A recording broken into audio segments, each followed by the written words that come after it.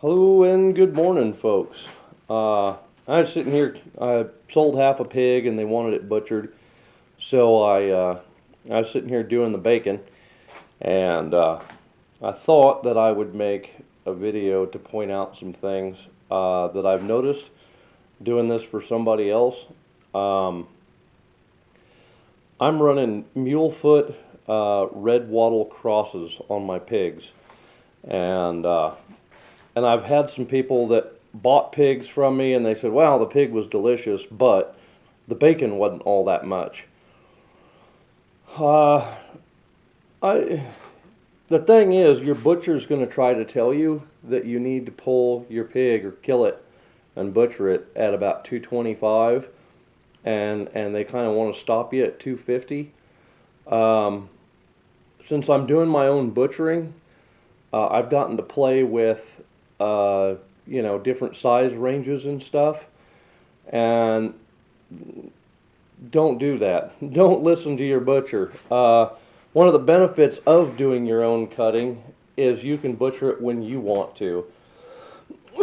Now, I took this thing up.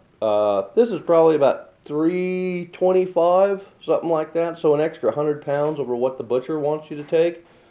Um, and I mean, that's pretty good dimensions on that thing. Um, and if you go over to this one, this is one I'm doing for myself, and I'm dry aging it.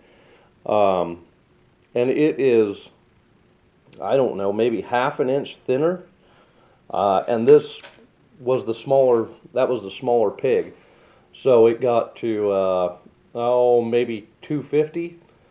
So, 250, 275. So a difference of 50 pounds, 50, 60, 70 pounds, whatever, gave the person I sold the pig to an extra half inch, which in bacon is quite a big difference. Um, and all I did was take a tote, plastic tote, and I put a whole ton of salt in it and a whole ton of water. I put the meat in, and then I put a whole bunch of water to it, and I let it sit for way too long, and it got really salty, which is everybody that makes bacon at home always complains about. I just put all the meat into another tub that didn't have salt in it, filled it full of water, and I soaked it for a few hours and then dumped it out and put another fresh batch of water in it. And it eventually pulled, after a day of doing, maybe 4 or 5 water changes on it, it pulled all the salt back out of it.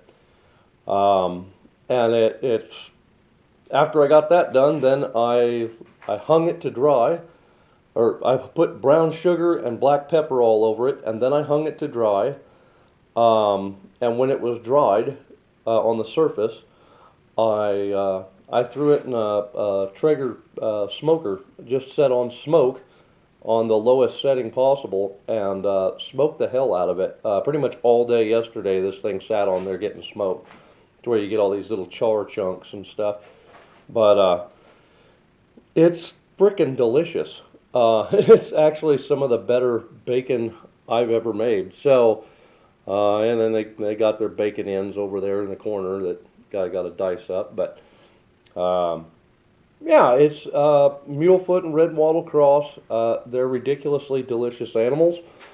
Um, and uh, if if you butcher them at the right time yourself, and don't depend on, listening to your butcher, because they're not used to dealing with those old heritage breeds.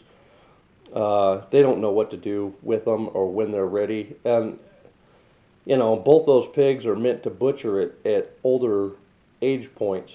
The mule foots are meant to be, they can go up to 500 pounds. I've butchered them at 500 pounds, and their meat is just as tender as a 225 pounder.